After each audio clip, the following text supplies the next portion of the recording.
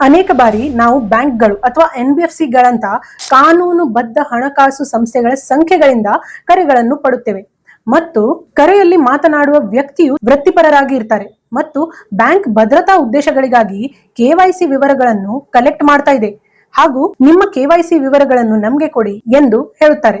ದಯವಿಟ್ಟು ನೆನಪಿಡಿ, ಅನೇಕ ಸಂದರ್ಭದಲ್ಲಿ ಕರೆಯಲ್ಲಿ ಬ್ಯಾಂಕ್ಗಳು KYC ವಿವರಗಳನ್ನು ಕೇಳುವುದಿಲ್ಲ.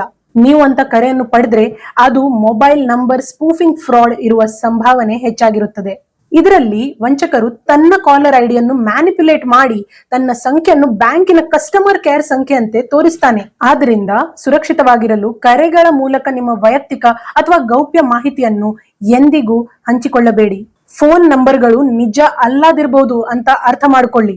ಬ್ಯಾಂಕರ್ಗಳು ಎಂದಿಗೂ ಕರೆಯಲ್ಲಿ ವೈಯಕ್ತಿಕ ವಿವರಗಳನ್ನು ಕೇಳುವುದಿಲ್ಲ ಮತ್ತು ಅವರು ಹಾಗೆ ಮಾಡಿದ್ರೆ ನಿಮ್ಮ ಗೌಪ್ಯ ಮಾಹಿತಿಯನ್ನು ತೆಗೆದುಕೊಳ್ಳಲು ನಿಮ್ಮನ್ನು ವೈಯಕ್ತಿಕವಾಗಿ ಭೇಟಿ ಮಾಡಲು ಹೇಳಿ ಅಥವಾ ನೀವು ಹೇಳಿದ ಬ್ಯಾಂಕಿನ ಹತ್ತಿರದ ಶಾಖೆಗೆ ಹೋಗಿ ವಿವರಗಳನ್ನು ಹಂಚಿಕೊಳ್ಳಲು ಅವರಿಗೆ ಅವಕಾಶ ಮಾಡಿಕೊಡಿ.